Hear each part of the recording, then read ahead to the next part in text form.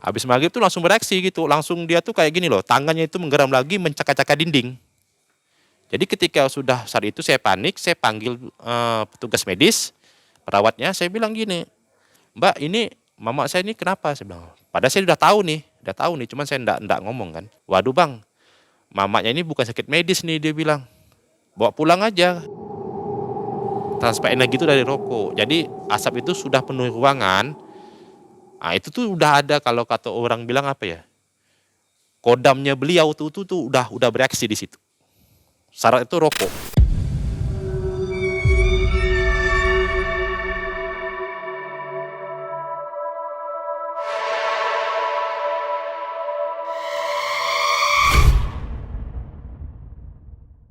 Wanita menjadi karyawati di sebuah tempat kerja bukanlah tanpa resiko meski sudah menikah, apalagi memiliki paras cantik. Kebanyakan para lelaki akan selalu tertarik kepada wanita yang sering ditemuinya. Akan muncul rasa suka. Tak berhasil menggoda dengan cara normal, cara menyimpang pun digunakan. Ya, seperti sebuah ungkapan. Cinta ditolak, dukun bertindak. Kejadian ini menimpa ibu dari narasumber kita kali ini. Dari Pontianak, Kalimantan Barat, narasumber kita akan mengisahkannya kepada kita. Inilah Bang Wandi. Apa kabar Bang Wandi? Alhamdulillah baik. Terima kasih sudah mau berkisah di Malam Mencekam. Ya. Dan terima kasih juga sudah menjadi subscriber kami ya. Oke. Bang Wandi, sebelum mulai ada oleh-oleh dulu dari Malam Mencekam, yaitu satu buah t-shirt dan juga oleh-oleh lainnya ya. Nanti ada kalau pulang kita kasihkan oleh-oleh lainnya. Terima kasih. Oke, nanti dipakai itu ya. Oke, siap. Oke, titipkan aja dulu. Nanti pulang diambil. Kejadian ini tahun berapa Bang Wandi? Kurang lebih tepatnya di tahun 2018. Masih baru ya? Ya. 2018. Sebelum Covid pasti. Sebelum Covid. Itu gimana perasaannya kok ibu itu kan sudah punya suami kan ibu berarti? Iya. Ayah kan ada ya? Ada ya. Masih berani-berani istilahnya di pelet gitu ya? Itulah emang gimana ya yang namanya manusia kan. Mungkin rambut boleh sama hitam, hati orang kita enggak tahu lah ya kan. Iya. Mungkin ya yang namanya cinta itu buta ya kata orangnya. Jadi punya orang juga sikat aja ya? Ya. Oke. Gitu. Baik. Bang Wandi apa Ya. aktivitas sehari-hari? Saya konten kreator juga kebetulan. Apa itu jenis kontennya? Ya horor juga sih. Horor. Iya. Apa namanya channelnya? Abang Polos Channel. Abang Polos Channel. Nah, Iya. silakan kepoin channelnya Abang Wandi, Abang Polos Channel ya. Iya. Channel penelusuran. Baik. Saatnya kita mendengarkan kisah dari Bang Wandi. Jangan skip videonya supaya tidak gagal paham ya. Silakan Bang Wandi.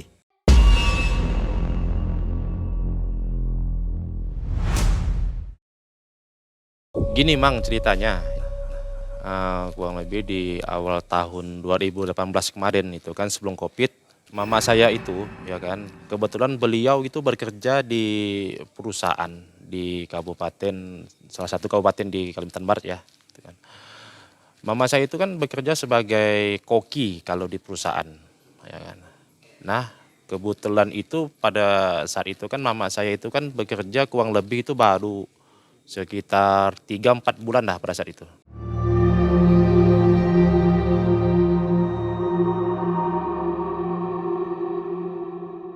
Beberapa bulan di sana itu rupanya mama saya itu sakit, ya kan. Awal mulai itu sakit ya, sakit. Kalau diperiksa di medis di sana itu kalau puskesmas dia menderita sakit lambung. Jadi gejalanya itu sakit lambung itu dia asal dia makan muntah, minum muntah, makan minum muntah apapun yang dimakan masuk ke mulut itu muntah, ya kan. Jadi karena di sana itu peralatan medisnya terbatas, jadi dirujuk ke Pontianak. Nah, di Pontianak dibawa di salah satu rumah sakit negeri juga, gitu kan, di Kabupaten Kuburaya.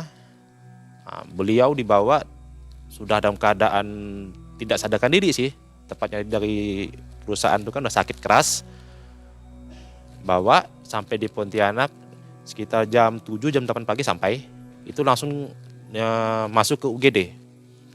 Sakitnya itu ya itu tadi, kalau dari itu lambungnya katanya, lambungnya itu ada luka. Kalau diperiksa medis itu luka katanya, ada goresan di lambung. Jadi yang menyebabkan itu sakit emahnya akut. Jadi setelah masuk ke rumah sakit tuh kan, diperiksa sama dokter, ternyata lambungnya itu kan cacat, luka. Dirawat itu selama kurang lebih 1 minggu lebih di rumah sakit mama itu. Nah, setelah masuk rumah sakit 1 minggu lebih, dokter bilang itu menyatakan sudah boleh dibawa pulang atau rawat jalan ya, kalau biasa kita bilang kan, rawat jalan. Pulangnya itu malam, jam setengah 7, jam 7-an malam lah gitu kan. Lalu pulangnya itu tidak langsung ke rumah saya gitu, enggak, langsung ke rumah bibi gitu kan, enggak jauh dari rumah sakit tadi. Nah, setelah diantar ke rumah itu baru ada muncul keanehan yang sifatnya itu kalau menurut saya pribadi, anaknya gitu tuh, ini kok enggak sesuai dengan yang keterangan di medis gitu kan, sakitnya lambung tapi gejalanya itu beda gitu loh. Enggak kayak di rumah sakit gitu kan. Kalau rumah sakit kan sakit lambung apa segala macam gitu kan, mengeluhkan sakit perut kan. Tapi sampai di rumah itu enggak gitu. Tepatnya itu sekitar sampai di rumah bibi saya jam 7-an gitu atau setengah 8, jam 9 ke atas lah. Itu sudah ada reaksi yang aneh kalau menurut saya. Aneh itu kenapa? Mimik muka mama saya itu kayak ini, apa nih? Ekspresi itu kayak kerasukan gitu loh. Tapi saya kan masih berpikir positif kan pada saat itu, yang ini mungkin karena efek dari sakit ya kan. Efek dari sakit. Jadi mungkin efeknya tuh mungkin ke halusinasi beliau ya kan. Dan ternyata makin malam itu makin aneh gitu. Jadi gejalanya itu kan mama saya itu kan istirahat tidur, tahu tuh mata itu melotot. Nah, kalau bahasa Pontianaknya bilang tuh terjelar gitu kan. Sudah jelar gitu kata orang kan. Jadi tangannya itu tuh seperti ini loh. Kayak mencengkram harimau, tangan harimau kan seperti ini. Nah, itu dari suaranya beliau itu kayak menggeram-geram gitu loh. Nah, kayak harimau menggeram kalau mau menerkam mangsa atau menerkam apa itu kan kayak seperti itu kan. Ah itu dari situ saya sudah sebagai anak itu udah ini bukan medis lagi gitu kan. Bukan medis lagi ini udah pasti lahnya ke spiritual.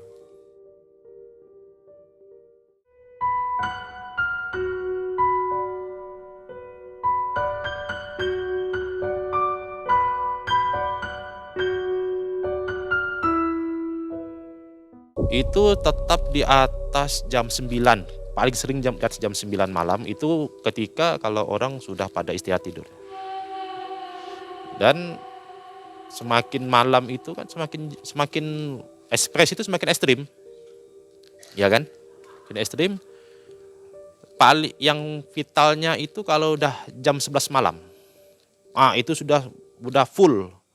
Itu bukan mama saya lagi tuh. Karena saya lihat mimik wajahnya itu udah berubah, bukan wajahnya seorang wanita ya.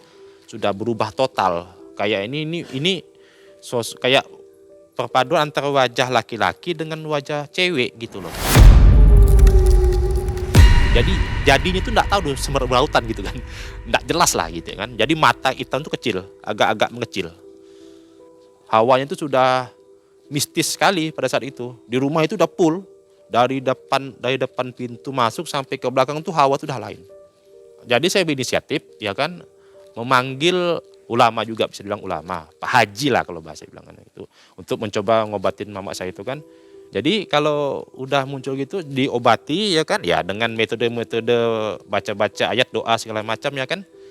Itu berhasil gitu kan. Ya ada perubahan, reda. Mama saya tuh jadi ekspresinya tuh jadi tenang gitu. Tapi setelah pulang, setelah praktisinya tuh pulang, langsung ini bereaksi lagi. Dan itu di atas jam 12, sekitar jam setengah 1, jam 1-an. Nah itu mendekati subuh. Nah itu kembali lagi reaksi itu sama gitu, mengaum, ngeram juga. Dan bicara. Nah dia tuh bicara, tapi bicara itu parau. Kalau baro itu bahasa Pontianak itu kayak gimana ya? Bahasanya itu kayak suara laki-laki gitu loh. Contoh gini, kayak gitu kan. Aku di mana gitu. Aku di mana gitu. Jadi suaranya ini bukan suara cewek nih. Ini udah suara cowok nih kan. Lalu saya sebagai anak yang di samping beliau kaget. Saya tanya dengan mama saya itu kan. Mama ini kenapa, saya bilang gitu. Lalu ekspresi jawaban dari mama saya ini bilang gini dengan saya, dengan suara-suara yang parau-parau tadi ya, dia bilang, kamu nggak usah ikut campur. Saya tahu kamu, saya tahu kemampuan kamu. Saya ingin bawa mamamu ikut saya. Jadi saya bingungnya gini. Ini bawa kemana? Gitu saya bilang gitu kan. Kalau bahasa Pontianak gini, mau bawa kemana mak aku nih? Gitu. Kau ini siapa? Nah gitu. Bahasa Pontianak ya. Kau ini siapa? Saya bilang gitu. Jadi rupanya yang bicara ini bukan lagi mama saya gitu, bukan. Udah jin. Ini jin, saya sudah tahu.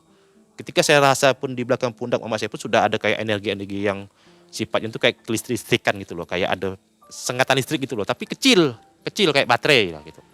Ini bukan lagi mama saya nih, saya bilang gitu kan. Saya tanya lagi, kamu dari mana? Saya bilang gitu kan. Jawaban dia tuh ya tadi bilang, kamu enggak boleh tahu. Saya mau bawa mamamu pulang, ikut saya. Oh, saya bilang enggak bisa. Kau jin, saya bilang, kau jin kafir. Ketika saya bilang jin kafir, enggak terima dia tuh. Jin itu enggak terima, enggak kayak mau memberontak tapi enggak bisa gitu kan. Ya saya spontan kan ketika mama saya itu mau, mungkin kalau bahasa kita tuh mau menerkam gitu, saya agak mundur kan, kaget kan. Tapi dia enggak bisa, mungkin karena energinya mungkin enggak cukup lah ya untuk menyerang gitu kan. Jadi baring lagi, cuman dia ekspresi itu marah gitu dengan saya. Nah itu saya kada berinisiatif, ini udah enggak bisa lagi nih. Udah, saya bacakan ayat ya kan, terus Ustadz yang tadi Pak Kiai itu saya panggil lagi malam itu juga dengan orang yang sama ya, dengan orang yang sama Mang gitu kan. Dan beliau juga kaget, kok balik lagi gitu kan. Nah mati saya ngomong, ya, mungkin bacanya kurang mantep saya bilang gitu kan. Wah ndak hatam ngaji nih Ustadz, bilang gitu kan. Dibacain lagi tuh sama Pak Ustadz ya kan, baca bla bla bla mantap macam, dikasih air segelas sama air di dalam botol aqua. Itu dibacain tuh sama beliau, bacain, dipinumin. Terus dipinumin, kata beliaunya, tolong usapin air yang udah dibaca ke mukanya mama, ya kan? Saya lakukan kan, dan ternyata langsung ada reaksi, langsung mama saya itu langsung kayak udah pingsan gitu loh, langsung aman gitu kan. Nah, berarti emang betul, ya kan? Ya udah sampai jam 2 lewat lah, udah masuk subuh sih sebenarnya kan. Hari yang sama pertama itu, hari yang sama pertama.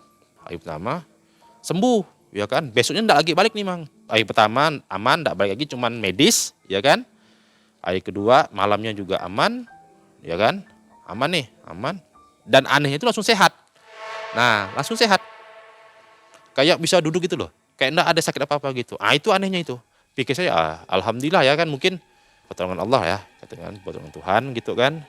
Syukurlah saya bilang, udah bisa makan apa segala macam ya, cuman masih ada saya medis ya kan. Jadi mama saya itu hari keempat ke kelima itu bawa lagi ke dokter, ke rumah sakit untuk periksa. Ternyata masih ada luka ya kan, tapi medis doang, dikasih obat. Jadi bisa dibilang rawat jalan pada saat itu. Rawat jalan. Jadi mama saya itu kan tipikalnya itu kan orangnya kan ini apa? Kalau udah masa sehat enak tuh mau aktivitas lagi, mau kerja lagi. Karena di perusahaan tempat mama saya kerja itu sebenarnya itu hanya ngasih cuti sakit. Ya kan? Jadi ketika sudah sehat, balik lagi. Nah, jadi udah hampir 1 bulan ya, intinya satu bulan pertama, aman, balik lagi tuh, mama tuh, ke tempat kerjanya di daerah kabupaten, di salah satu di Kalbar ya kan, bekerja di perusahaan di sana. Sudah kerja di sana, rupanya itu saya dapat info lagi Mang gitu kan. Dapat telepon lagi dari salah satu temannya di sana kalau mama tuh drop lagi, tumbang lagi, ya kan? Diperiksa lagi, sama lagi sakitnya. Itu juga, waduh saya bilang ini sih enggak betul nih, saya bilang ini tetap emaknya ini belum sembuh. Saya udah enggak lagi kepikiran ini nih, jin apa enggak ada, karena kan udah ada aman kan. Rupanya di sana itu sudah ada reaksi juga, Mang. Cuman temannya tuh enggak ngomong. Dia cuma tahunya itu mama muntah. Minum, muntah, minum gitu aja. Ya udah, bawa lagi pakai ambulan kan perusahaan, masuk lagi ke rumah sakit yang sama. Oke, setelah mama saya itu dirujuk lagi, dibawa lagi ke rumah sakit, ya diperiksa sama dokter sama, lambung juga. Bahkan yang kedua ini lebih parah. Jinnya itu balik lagi di rumah sakit. Nah, udah masuk, satu hari udah masuk, itu malam itu habis maghrib. Nggak lagi nunggu jam 9 ke atas. Ya kan? Habis maghrib tuh langsung bereaksi gitu. Langsung dia tuh kayak gini loh, tangannya itu menggeram lagi, mencaka-caka dinding. Jadi ketika sudah saat itu saya panik, saya panggil petugas medis, perawatnya, saya bilang gini, Mbak ini mama saya ini kenapa? Saya bilang, padahal saya udah tahu nih, cuman saya enggak ngomong kan. Terus kata perawatnya bilang gini, karena perawatnya itu mungkin sudah percaya juga hal-hal yang mistis ya kan. Jadi perawatnya bilang gini, waduh bang, mamanya ini bukan sakit medis nih, dia bilang, bawa pulang aja, kita enggak bisa nyembuhin kalau penyakit ini. Iya mang, perawatnya ngomong sendiri, bilang dengan saya gitu, ini sakitnya mama ini bukan sakit medis, dia bilang, tapi karena makhluk halus. Padahal kalau kita tahu lah kan yang namanya perawat kan ada sumpahnya kan, enggak boleh. Tapi ya karena perawatnya juga paham dunia-dunia seperti itu kan, santet apa segala macam dia tahu juga kan. Makanya disuruh bawa pulang malam itu juga. Karena enggak ada obat untuk hal ini, dia bilang gitu kan. Udah malam itu kita pulang jam 8-an, kita kemas-kemas, bawa mobil saya ngambil jemput, antarnya ke tempat bibi saya lagi. Karena di rumah saya itu agak sedikit jauh dari situ kan. Jadi bibi saya kebetulan suruh bawa lagi ke rumahnya, ya di situ lagi. Selama perjalanan sampai ke rumah bibi itu udah bereaksi terus tuh makhluknya tuh, nggak ada sadar-sadarnya. Pokoknya mau berdiri, mau melompat gitu loh di mobil gitu. Wah panik lah kan, gimana? Horor di belakang mobil kan. Saya takutnya gini, ketika saya nyetir cekek kan, gimana juga. Nyemplung ke Sungai Kapuas ya habis cerita kan. Sampai rumah mama, bibi itu ya gini loh. Waduh saya mau mopong atau memapah mama itu, kakinya itu enggak jadi tanah loh bang. Gini loh, jinjit gitu loh, telapak kakinya. Berarti memang betul ini benar nih, makhluk ini ada yang ngikut di belakang. Gitu kan. Saya panggil ustadz yang sama, cuman kebetulan beliau nggak bisa pada saat itu. Kebetulan kalau nggak salah ustadznya itu ada pengajian kah, ada acara lah pasti juga kan. Jadi saya panik nih malam ini nih, bilang sama adik saya, sama keluarga saya juga, ini ada ndak yang bisa ngobatin? Saya bilang gitu. Cari, 1 jam lebih bawa ketemu, ada juga. Sejenis kayak kiai juga, tapi kalau saya nengok stylenya sih ini sih Texas nih saya gitu kan, enggak potongan ustadz lah gitu kan. Tapi katanya dia bisa ngobat katanya. Jadi seperti itu. Setelah saya telepon, orangnya itu datang bang, ya metode pengobatan sih kurang lebih juga sih dengan yang pertama itu kan, cuman dikasih air juga sama. Langsung sembuh pada saat itu. Sembuh, ya istilahnya sembuh ini lah, mati kata gini, sudah tidak lagi bereaksi makhluk itu, keluar dari badannya. Nah, cuman yang kata orang spiritual yang kedua ini bilang, makhluk ini dia tidak bisa pergi, dia bilang. Dia kayak ada perjanjian, dia bilang itu. Dia akan masuk lagi, dia bilang itu sama saya. Saya bilang, masuknya kapan? Ya suka-suka dia. Kalau bahasa spontan itu bilang, suka-suka hantunya lah mau masuk bila. Gitu kan. Jadi enggak ada kepastian. Jadi dia bilang ini harus diselesaikan. Karena gini, yang dukunnya yang kedua bilang, Mama Muni ada salah, dia bilang. Nah, salah ini saya tanya, masalahnya kenapa? Mama Mula yang tahu, dia bilang. Ada perkataan atau omongan Mama Muni yang menyinggung orang lain. Sehingga orang lain ini berbuat kayak gini dengan mamamu, dia bilang.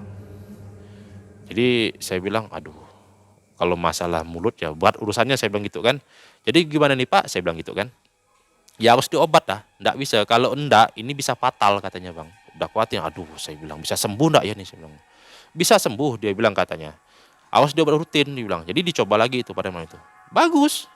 Keluar, cuman dibentengi ya. Mama saya itu dibentengi. Kata dibilang sih dipagar gaib lah, ya kan. Ya betul malam itu udah dikeluarin itu makhluknya udah ndak lagi masuk.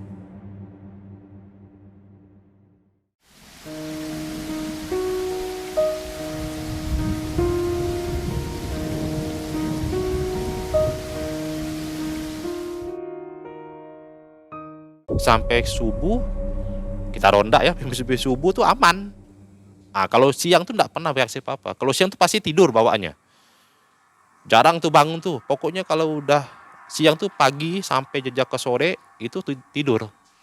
Tapi udah menjelang maghrib, ya kan? Maghrib sampai ke ya tengah malam itu bangun sadar gitu. Ah, besok malamnya itu bereaksi lagi. Panggil lagi orangnya itu lagi.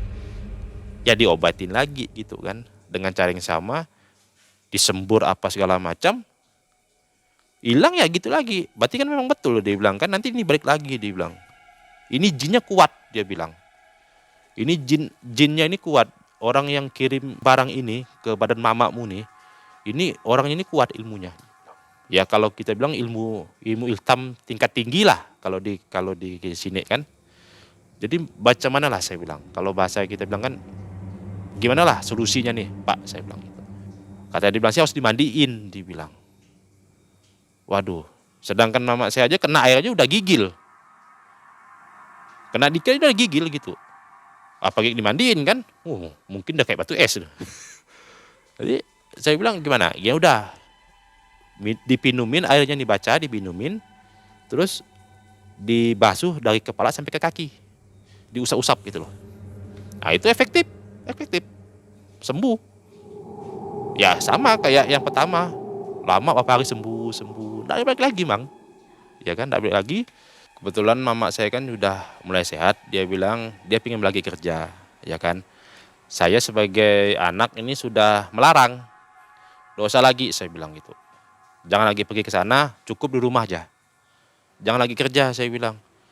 Bapak saya itu kan ayah saya itu bilang jangan lagi kerja, gitu kan. Toh kita juga mampu kok kasih makan gitu bahasa gitu bilang gitu kan. Cuman ya mama saya itu kan tipikalnya kan orangnya kan MTMA. Maksudnya MTMA tuh Multimate Adventure. Jadi suka tuh keluyuran gitu kan. Ngumpul sama temen gitu kan. Nah, jadi ketika temennya ngajak kerja, ya penghasilan sih lumayan lah kan gitu. Cuman ya karena kami, ayah saya juga, bapak saya juga bilang nggak bisa juga melarang kan udah keinginan ya, susah ya kan. Ya terpaksa lah ngizinkan lagi gitu kan. Tapi dengan syarat saya bilang kalau sekali lagi kena yang sama, udah stop. Saya akan telepon itu orang perusahaan untuk putus kontrak kerja. Saya bilang gitu. Ya mama saya ketika dengar itu ya diam. Ya dia mungkin dia berpikir gini, kalau aku sakit lagi nih, waduh nggak bisa kerja lagi. Ya gitu bahasanya kan. Udah taksi dari perusahaan tersebut datang, ditelepon. Tapi ndak hari itu ya bang ya. 1 minggu mendekati 2 minggu lah datang gitu. Kebetulan datang membawa perawat gitu dari puskesmas perusahaan itu tadi untuk ngecek kondisi mama saya layak nggak untuk ikut lagi, datang lagi. Rupanya dokternya, perawatnya bilang ini masih agak lemah, kalau memang nggak kuat nggak usah pergi gitu loh maksudnya dia bilang. Tapi mama saya bilang ya udah pergi, nanti kalau memang ada apapun di sana ya udah aku pulang lagi gitu, nggak akan lagi kerja gitu. Ya udah ketika udah ngomong gitu, saya terpaksa lah kan, mau tak mau lah kan bilang, ya udahlah hati-hati ya di jalan saya bilang. Besok lusa belum saya dapat kabar apa segala macam, ketika masuk bulan depannya itu agak lama tuh bang, agak lama itu sehat tuh. Jadi saya telepon aman, nggak ada kendala. Udah berarti sukses nih pengobatan yang kemarin nih, saya bilang gitu kan. Masuk bulan ketiga tuh. Masuk bulan ketiga, saya lupa tanggal berapa. Kalau tidak salah sih pertengahan bulan lah. Nah, itu saya dapat telepon tapi dari adik saya. Dia bilang, Bang Wandi, mama sakit lagi. Jadi saya udah kurang gregetnya kan jadi ya, bawalah gitu. Ndak lagi yang ekspresi kayak pertama, yang kedua yang khawatir gitu kan. Enggak. Karena ya paling masukkan lagi saya bilang kan, kasukan lagi. Rupanya di sana tuh kasukan juga gitu. Kemudian ini yang lebih parah nih, Mang. Ditambah lagi nih kata orang bilang tuh ditambah lagi jinnya nih. Nah, di sana udah mau berontak tuh di kamar sana tuh. Jadi kata kawannya bilang dia ngomong sendiri, ya kan nyebut nama laki-laki cowok, cuman saya lupa nama siapa itu. Orang-orang tempatan sana lah pastinya ya kan. Menyebut, nah, itu dibawa pulang tapi bukan pakai ambulan pada saat itu, pakai taksi. Disewa langsung, bawa pulang, prek. Nah, itu yang ketiga kali berarti. Nah, yang ketiga ini, Mang, aduh, lebih ekstrim, Mang. Pengobatan lebih ekstra. Nah, itu saya sudah bingung juga, saya enggak mau lagi panggil yang pertama yang kedua. Udah, saya ingat dengan guru saya itu, guru spiritual saya itu seorang Habib juga ya kan, keturunan raja juga, Raja Pontianak itu kan. Saya bilang sama beliau malam jam 9-an lah kurang lebih. Itu reaksi sudah udah ngamuk-ngamuk mama tuh. Saya telepon, "Bib, di mana?" saya bilang. Kebetulan beliau lagi ada di rumah gitu kan, baru sampai ngobatin orang juga dia kan.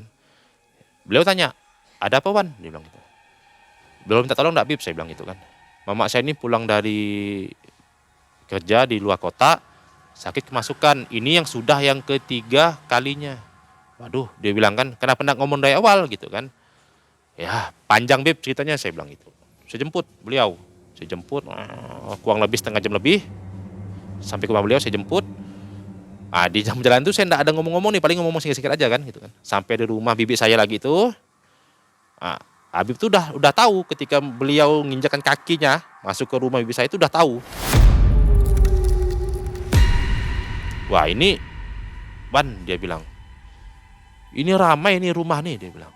"Ramai apa, Bib?" "Bukan manusia," dia bilang. "Ini rumah ini sudah dikepung. Kalau bahasa kita itu sudah dikelilingi gitu." Rupanya yang ngelilingi ini makhluk gaib gitu kan. Tapi karena beliau bawaannya santai ya kan, dia duduk, dia cerita bahwa mama saya sih udah ngamuk-ngamuk gitu kan, kayak mau pergi gitu, Mang. Ini nih udah bisa berdiri dia, Mang, tapi bukan dia yang berdiri nih. Dia bilang, aku mau pergi," dia bilang. "Jangan halangi aku, nama mama saya kan putra, ya kan. Aku mau bawa." Ditanya sama adik saya kan udah di situ saya sampaikan. "Mau bawa kemana?" "Jangan ikut campur," katanya. Tangannya itu udah begini nih. "Wah, ini jin harimau," saya bilang kan. "Yang sama nih," ya kan, saya bilang gitu kan.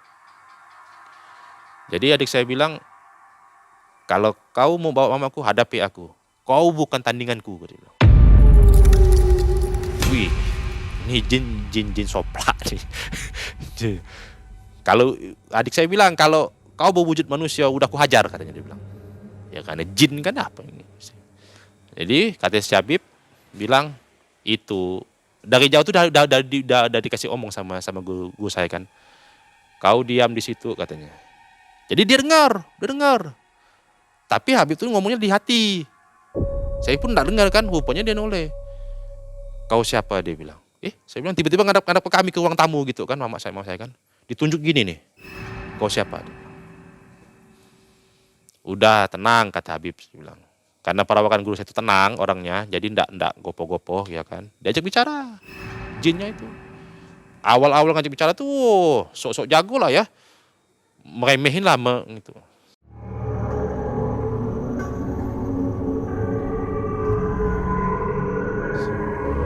Nah, karena guru saya itu kan metode pengobatan itu beda dengan yang lain. Dia menggunakan rokok. Rokok Magnum tuh. Itu udah pasti tuh. Rokok Magnum dia merokok nih. Rupanya beliau itu dari asap rokok itu tadi itu sudah ada bacaannya. Transfer energi itu dari rokok. Jadi asap itu sudah penuhi ruangan.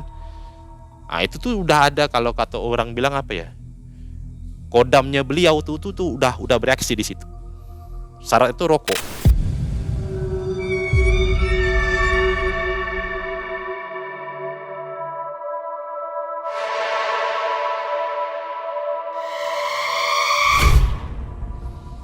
Nah, ketika rokok itu sudah diisapin gitu, mata mama saya tuh, mata tuh kayak gini loh. Kayak ada lihat sesuatu apa gitu kan, panik. Tidur. Nah, Habib, saya lihat reaksi Habib, saya kan, guru saya itu senyum gitu kan. Nah, mungkin kalau setahu saya sih kalau beliau udah senyum gitu, berarti ini enteng nih. Nah, gitulah. Jadi udah habis rokok, beliau samperin mama saya, datangi. Jinnya itu diajak berdialog, Bang. Berdialog. Tujuannya apa gitu loh. Masuk ke tubuh mama saya ini tujuannya apa? Kan?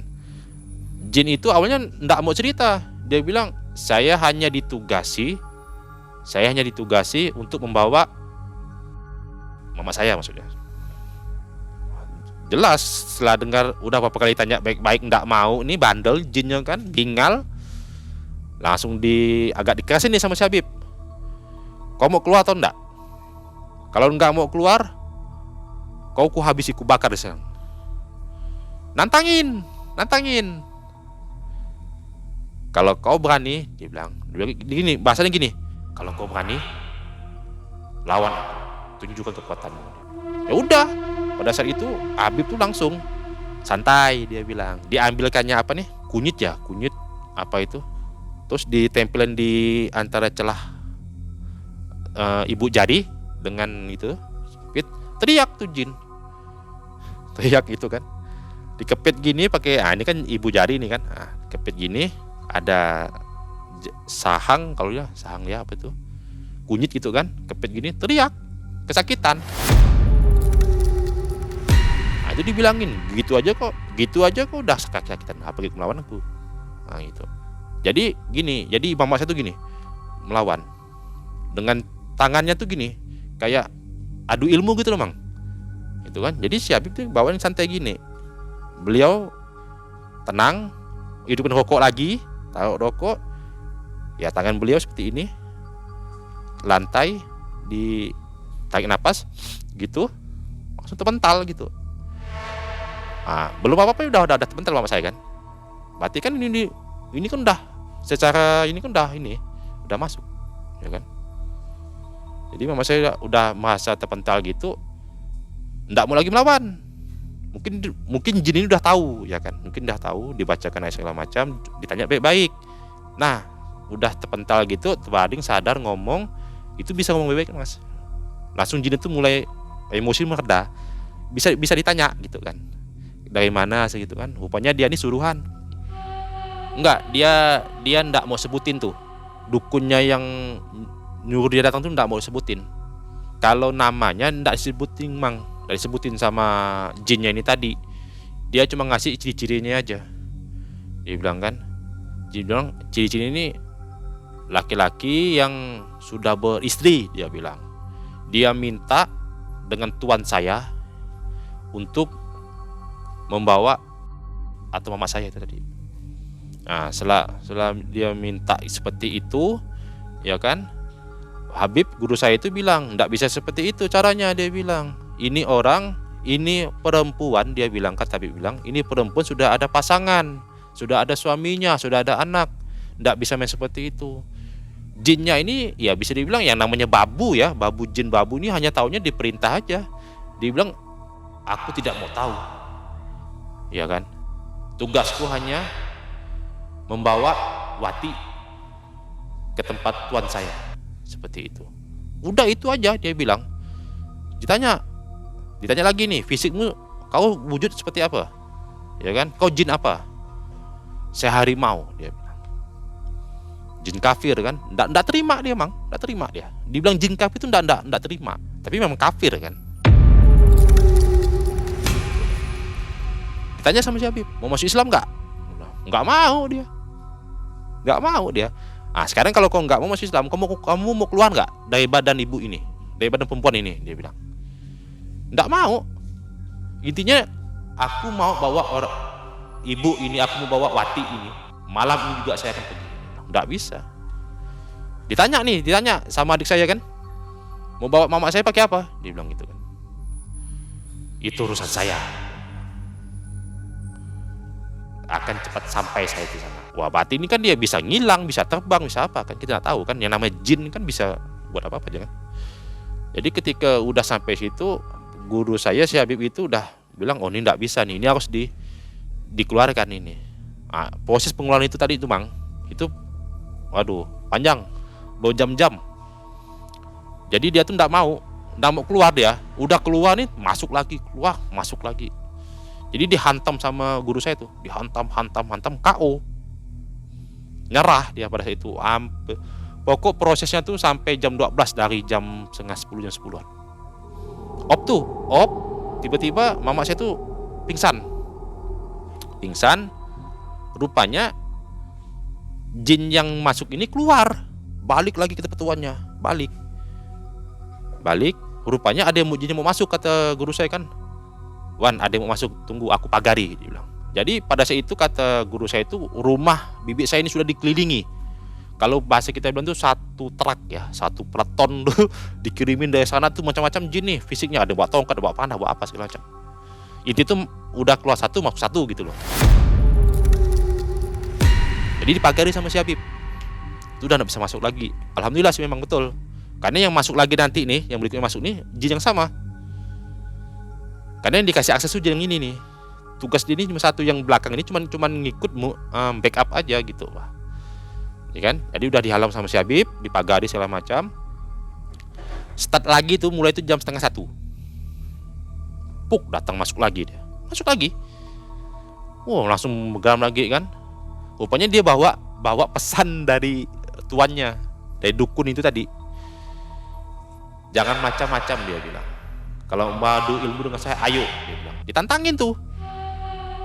Nah, karena masa ditantangin ini agak diri ya kali mungkin ya. Guru saya oke, fight kita, dia bilang. Ya, fight jam 1 tuh start mulai. Jadi ketika mama saya itu udah dinetralisasi sama Habib, udah dipagai dulu nih. Sebelum dia fight ini, jin ini dinetralkan dulu, Bang. Udah masa KO, dihentam lagi nih sama Habib, hentam. Sampai KO, udah enggak lagi bisa magun apa. Tanya, kamu masuk Islam enggak? Kamu mau keluar atau enggak? Atau saya leburin, atau hancurin gitu loh, dibakar gitu. Bahasa kita itu dibakar jin. Jin kan dari api. Matinya juga dari api, Bang. Kan? Jadi dia enggak mau, dia nyerah. Cuman dia ini loh, kayak jin tuh dikasih imbalan. Saya kalau pulang tidak ada hasil, saya dihukum. Kata jinnya itu tadi, tuannya itu menghukum dia. Karena dia takut, dia enggak berani nih. Dia tuh jinnya ini jin harimau ini enggak berani keluar. Asal dia pulang enggak ada hasil, dia kena hukum. Enggak tahu bisa dihukum mati atau apa, hukumnya alam dia lah kan. Jadi kata si Habib bilang, ya udah, kalau enggak mau kau keluarin, kau bebasin, kau masuk Islam. Rupanya dia nih mau nih, lama-lama dia, caranya gimana? Aku enggak tahu cara masuk Islam, dia bilang gitu. Dengan suara-suara paro ya memang ya, gitu kan. Udah masuk Islam, diajari tuh buat ke masyarakat tuh.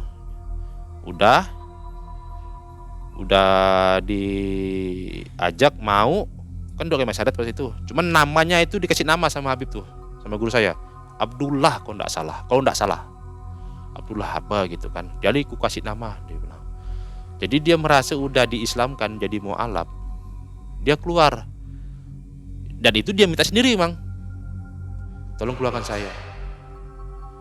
Tapi saya enggak mau lagi balik. Dia takut nih, dia ini takut. Asal dia balik dia takut. Enggak tahu di alam dia gimana kan. Udah kata si Habib bilang gini, ya udah kau keluarin, kau tenang. Kau sudah Islam. Ada pendampingku yang mendampingimu. Berarti Habib ini ada pendamping juga, kodam lah pasti kita bilang kan. Nah, itu yang membimbing jin lah ya. Seperti itu. Udah digerenahin segala macam, diberesin apa segala macam. Alhamdulillah ya. Langsung siuman itu mama saya. Tapi belum sadar. Sudah normal gitu. Beliau jin tuh udah keluar, Mang. Udah keluar. Nah, tinggal ini nih. Antar guru nih. Fight-nya nih. Jam 1. Nah, dia bilang, kata Habib bilang, guru yang dukun ini nyerang. Karena si Habib ini sudah tahu yang di sana tuh mau nyerang. Mau nyerang memang, dia bilang. Tapi lihat timingnya dulu. Rupanya dia bekerja di sana itu, berproses penyerangan itu jam 1-an malam kurang lebih. Jadi fight tuh selama berapa jam tuh? Hampir jam 3 subuh, Mang. Nah, itu jadi antar ilmu ya. Sekali itu saya lihat tuh Habib itu kayak mau mundur gitu.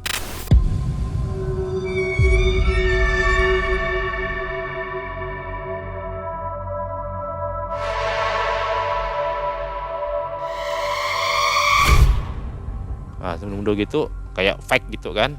Jadi jam 2 lewat lah kurang lebih ya, nggak selesai masalah itu selesai. Itu Badan Habib keringetan, mandi keringat tuh. Jadi kata Habib, guru saya bilang, dukunnya udah kalah, dia muntah darah. Karena gini, kata penjelasan Habib, dia bilang di daerah tempat dukun itu tadi itu juga ada anak buah dia ya, jin ya, anak buah dia itu di sana. Orang kita, kalau bahasa Pontianak gini, Wan, kita juga ada orang kok di sana. Nah, mungkin kalau tangkapan saya, mungkin maksud beliau ini selain di sini juga nyerang, di sana juga nyerang sesuatu gaib. Dan dukun itu kalah muntah darah katanya, Bang. Muntah darah. Dan dia tidak akan lama lagi mati. Karena mungkin luka dalamnya kuat. Jadi setelah selesai, ya kita ambillah jam 3 itu sudah clear semua ya. Mama saya itu dipagari semua, di belakang juga dipagari pakai ayat, cuman enggak kelihatan ya pakai jari beliau. Raja lah. Nah, sejenis raja tapi enggak kelihatan tuh tulisan rajanya. Nah, semenjak alhamdulillah lah yang ketiga kali ini dengan Habib, beliau udah disertai oleh Allah juga ya kan. Itu yang saya, itu mama sembuh Bang. Tapi ada syaratnya juga. Kalau bahasa Pontianak ini gini, mandi buang-buang. Nah, jadi tujuan mandi buang-buang itu pengobatan finish terakhir itu. Jadi gini, maksud dengan pemandian itu membuang sisa-sisa jin yang ada di badan, tapak-tapak jin yang mungkin bekas tapak kaki jin, memang jin yang nempel di badan itu dibuang dengan proses pemandian. Dan itu dilakukan oleh guru saya, Mang, si Habib, itu kan dengan prosesi ritual tertentu yang sifatnya itu membuang sifat-sifat jahat, ya kan, kotoran-kotoran yang di badan, termasuk juga jin yang pernah masuk ke badan itu dibuang semua. Jadi dinetralisir lah intinya semua, dimandiin pada saat itu juga. Tapi ndak hari itu ya, maksudnya tuh selang beberapa minggu masuk bulan yang ke depan gitu, dibersihkan semua. Setelah itu udah aman mama saya. Oknum yang suka dengan mama saya ini tadi dikabarkan dapat info itu meninggal, mati. Itu setelah kejadian hampir 1 bulan lebih lah.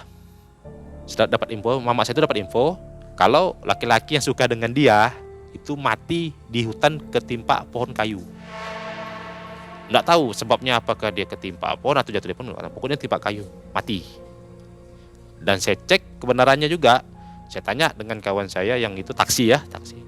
Ada ke orang yang di kabupaten ini meninggal atas namanya ini? Ada, dia bilang. Istrinya lebih dari 1 tuh. Banyak katanya. Berarti betul ini. Mati dia. Nah, itu tadi dukun yang itu pun juga mati, Bang, katanya. Katanya seperti itu. Yang ngirimin barang itu mati juga. Mungkin karena luka dalam parah. Ya, itu intinya tuh kalau memang ilmu putih itu tidak akan bisa lah dilawan oleh ilmu hitam. Jadi sebenarnya rajah itu untuk apa ya? Seperti apa kegunaannya? Rajah itu sifat gini loh, rajah itu juga salah satu metode pengobatan juga yang lebih dominan itu ke pemagaran atau pelindungan diri. Maksudnya gini, umpama misalnya ada seseorang yang udah pernah kena santet, ya kan, kena teluh atau apa, ya kan, sakit yang oleh gaib ya, jin itu, setelah disembuhin, dikeluarin itu, ya kan, itu sifatnya dipagar itu ada pagar pelindung gaib kalau bahasa kita bilang gitu tuh. Jadi rajah itu sifatnya itu kayak tulisan tapi tidak berupa tulisan, maksudnya itu tidak kelihatan. Misalnya di tangan nih kita rajah seperti ini, dari gaibnya itu ada tulisan. Tapi secara real mata kita itu kelihatan tidak ada, kosong. Ya. Kosong. Kadang-kadang kan ada rajah juga yang sifatnya ditulis tuh pakai pulpen, pakai apa kan. Kalau guru saya itu tapi enggak, dia dirajah tapi enggak kelihatan, tapi tulisan tuh berupa Arab gitu loh. Arab untuk memagari ya. Ya, sifatnya untuk memagari, untuk melindungi dari jin-jin yang mau masuk ke badan misalkan. Karena gini, kata guru saya itu bilang setiap orang itu memiliki celah di dalam dirinya. Bisa atas bawah, atas kanan bawah itu ada celah, ada lubang. Celahnya itu ditutup rapat sama guru saya.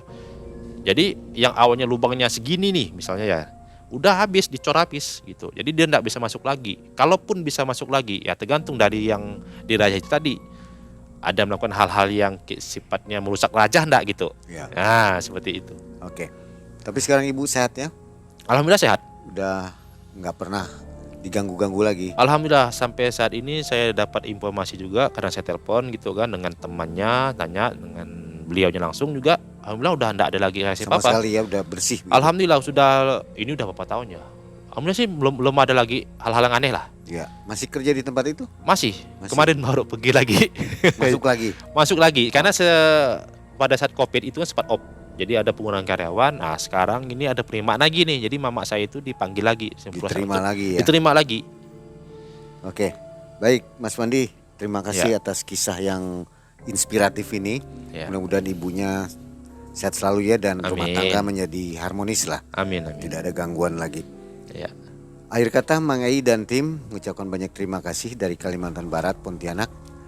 Mas Wandi, terima kasih kisahnya. Ya, Kita sama-sama. akan ketemu di lain waktu. Insyaallah. Assalamualaikum warahmatullahi wabarakatuh.